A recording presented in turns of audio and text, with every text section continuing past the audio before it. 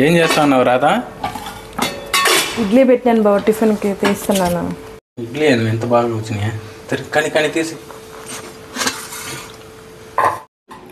ఏ స్త్రీ అయితే మగవాడు బయటికి వెళ్ళి వచ్చిన తర్వాత, అంటే ఆఫీస్కి కానివ్వండి లేదంటే కూలి పనులు కానివ్వండి, మగవాడు ఇంటికి వచ్చిన తర్వాత నవ్వుతూ ఏ స్త్రీ అయితే తలుపు తీస్తుందో ఆ ఇల్లు నిజంగా చాలా చాలా అంటే స్వర్గం అండి.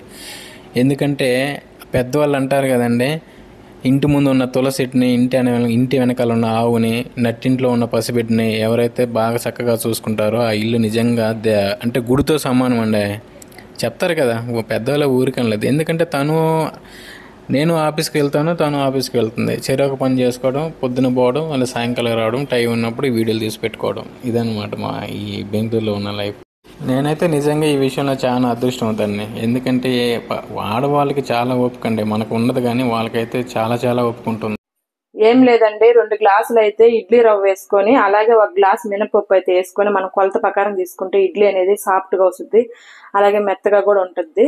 మనం ఒక 2 అవర్లు అయితే మినపప్పు నానబెట్టుకోవాలి. ముందుగానే నానబెట్టుకుని మినపప్పు మిక్సీకి పట్టుకొని మెత్తగా పట్టుకోవాలి. మినపప్పు మిక్సీకి పట్టుకొని, ఇది ఇడ్లీ రవ్వ వచ్చేసి ఒక 2-3 సార్లు అయితే నీట్గా నీళ్ళల్లో కడుక్కొని శుభ్రంగా అది బాగా పిండుకొని అయితే పక్కన పెట్టుకొని, నీళ్ళు అనేది లేకుండా ఈ మనం మిక్సీకి పట్టుకున్న మినపప్పు వచ్చేసేసి ఈ ఇడ్లీ రవ్వలో వేసుకొని బాగా కలుపుకునేటప్పుడే మనం కొంచెం సోడా, అలాగే కొంచెం మనం సాల్ట్ అయితే వేసుకొని బాగా కలిపి నైట్ అంతా పెట్టుకొని పొద్దున్నే కానీ ఇడ్లీ చేసుకుంటే మనకి ఇడ్లీ అనేది ఈ విధంగా వస్తుంది. సాఫ్ట్ గా కూడా ఉంటుందండి, తినే కూడా బాగుంటది.